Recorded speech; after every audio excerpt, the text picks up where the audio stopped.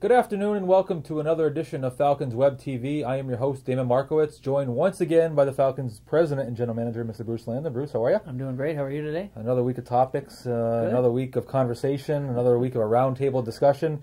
And this week we've brought it a little bit on the road. As you know, we've been trying to come up with different locations. We've been messing around the Mass Mutual Center there for a while with our conference room, the locker room, the players' lounge. And this week we're actually on the road in West Springfield at one of our proud sponsors, Steve Sports. And Steve has, as you can see, Bruce, a wide collection of hockey memorabilia here. And I know you spent a little bit of time here with Steve just going over some things. And just what are your initial thoughts when you come in here? Well, I've been in here once or twice before, never really paid as much attention as I did earlier. But just the memories here. I mean, if you're a hockey nut, as most of us are in this business, certainly, and Steve certainly is, just walking around looking at the pictures he has, and especially he's a goaltender fanatic, and the pictures of the old goaltenders and the modern day goaltenders, and he's got some great stuff here. And for me, I was looking at some pictures on the wall just a little while ago of my 1969 team when I turned pro in '69, and the '70 Calder Cup team, and then just bringing back memories of players like Billy Orban and Wayne Schultz and guys that I played with. So it was really nice to spend a few minutes talking to Steve and looking at his great collection.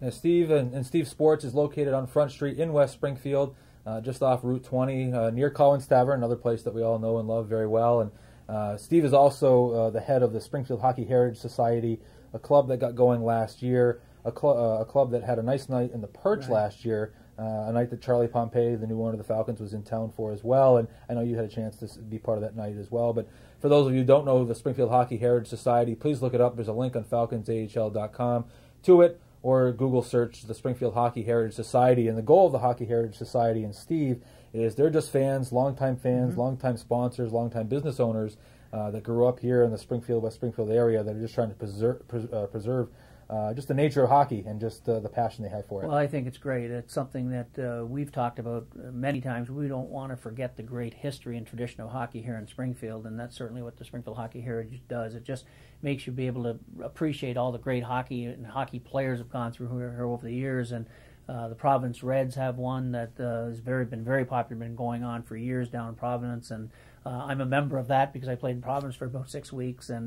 But it's great, and I can see somebody like Steve, who's just a hockey fan, get involved and him and Ted Shore and some others want to really get this off the ground. So really encourage people who are really hockey fans, especially in the history of hockey. Like you said, Dave, go on our website, link on, and see what it's all about. Yeah, definitely check it out. Steve's a great guy. His brother helps him out on that as well, but they have a great website. You can register online. Most of the staff are members. It's something that every year it's starting to grow. I know I talked to Steve a couple years about this, and to see where it's at now from where it was a couple years ago. He does everything in his spare time, completely volunteer basis. But check that out if you love hockey, if you love Springfield hockey, you got to check it out, got to join it. They're starting to pick up. They're looking to do a summer barbecue. Like I said, they had that Perch event at our Falcons game last winter, and it's something they're continuing to grow every year. So please check that out if you have a chance. Great guys doing a great job. And the reason we're here today as well is one of the topics that came up during the week was the Springfield Hockey Hall of Fame. And something that, as you know, it was a great event, and still is a great event, but it was an annual event that we had every year, set the bar really high early on.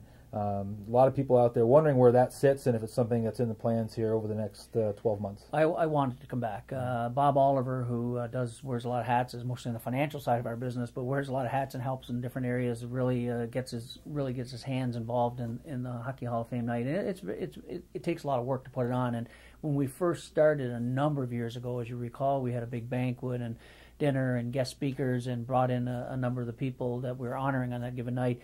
And it became a heck of a lot of work, to be quite candid with you, and something that we just found was getting a little bit too much for us to handle. So we sort of backed off a little bit and have downscaled what we're doing. But it was also something when we talked to some teams around the league that have something similar, they were doing it on a much smaller scale and weren't doing it in some cities every single year. But I think it's certainly time for us to regroup, bring it back this year, especially as we're going forward this year. We're going to talk a lot more about the history of hockey, some of the nights we have planned, some of the things we want to do. I think it'd be a great time for us to bring another Hockey Hall of Fame night back to Springfield and really pay respect and honor some of the great players that have been here. And as you remember, Damon, some of the players have come in here that we have honored as brought into the Springfield Hockey Hall of Fame have just been blown away by it. I mean, tears flowing like crazy. I'll never forget Noel Price. Barely could utter 2 words. He was crying so hard.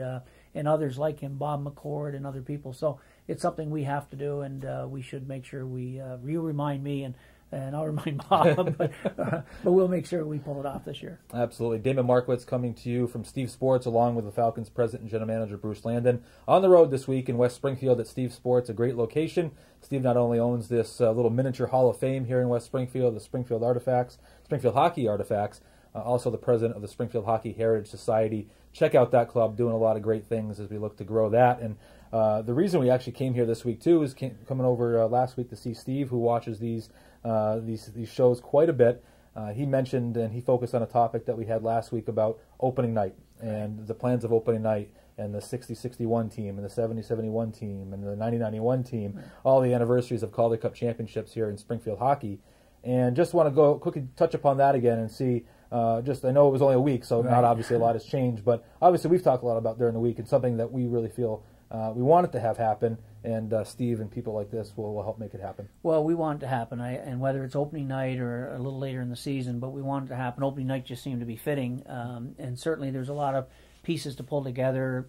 You're trying, a lot of people have thrown out names to us about bringing in this player, bringing in that player. Well, you have to sort of establish some kind of criteria as to who do you invite. Certain fans relate to certain players for different reasons. So, my idea originally was let's tie it into the Calder Cup years and let's try to get representatives from the various Calder Cup teams. And I think that's still the game plan here. Again, I had mentioned, I think last week we talked, I've got a meeting set up with Peter Cooney.